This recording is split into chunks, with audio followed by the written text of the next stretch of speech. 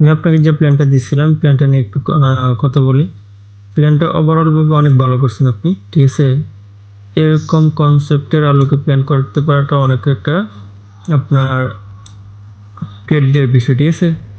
তো প্রথমত আমি যেটা বলি, সেখানে যে বেডের যে লোকেশনগুলো রাখছেন, ঠিক আছে?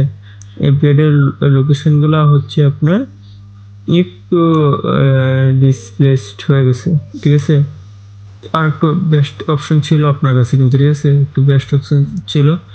যেহেতু আপনার এই পাশে দরজা আছে, ঠিক আছে, তো বেডগুলো যদি আপনি রোটেট করে এই পাশে রাখতেন, এই বেডগুলো রোটেট করে এই পাশে রাখতেন, তাহলে কিন্তু আরো অনেক মানে ভালো থেকে যেত প্ল্যানটা, ঠিক আছে? ওভারঅল ভাবে তারপরে আপনি ইচ্ছা করলে কিন্তু এ করে দিতে পারতেন।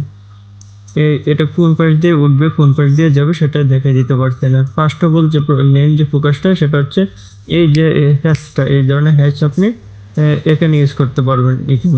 এখানে ইউজ করার আগে আপনাকে মাথায় রাখতে, ওখানে বারান্দা লিখে, তো বারান্দার সাইজটা দিয়ে দেন হচ্ছে হ্যাচটা ইউজ করে দেবেন। সাপোজ এখানে আপনি টেক্সট করলেন যে বারান্দার সাইজ এত, তারপর এটা পরের লাইন টেনে দেন এটাকে হ্যাচ করে দিলেন।